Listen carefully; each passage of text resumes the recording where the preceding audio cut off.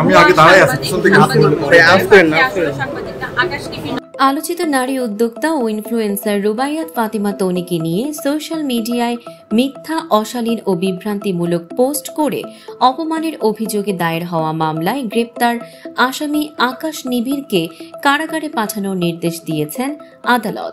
বৃহস্পতিবার ঢাকার অতিরিক্ত chief metropolitan magistrate Mohammad Zakir হোসাইনের আদালত এই আদেশ দেন। সেদিন আসামি আকাশকে আদালতে হাজির করা হলেও নিরাপত্তাজনিত কারণে তাকে আদালত কক্ষে ওঠানো হয়নি।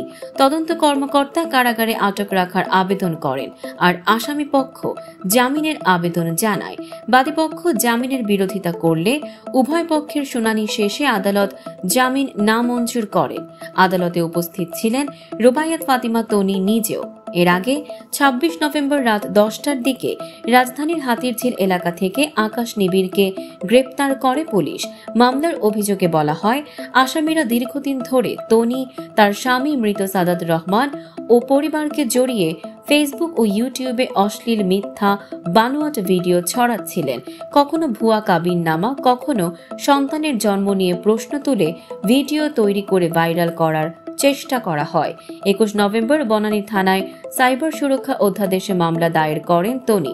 তদন্তে উঠে আসে উদ্দেশ্য প্রণোদিতভাবে তার ব্যক্তিগত জীবনকে অপমান ও বিভ্রান্ত করার চেষ্টা করা হচ্ছিল। আদালতের নির্দেশে আসামি আকাশ নিবিড় এখন কারাগারে। দর্শক, সাম্প্রতিক ও চমকপ্রদ সব খবর পেতে ফলো করুন আমাদের ফেসবুক পেজ CB24 টিভি এবং সাবস্ক্রাইব করুন ইউটিউব চ্যানেল CB24 অফিসিয়াল।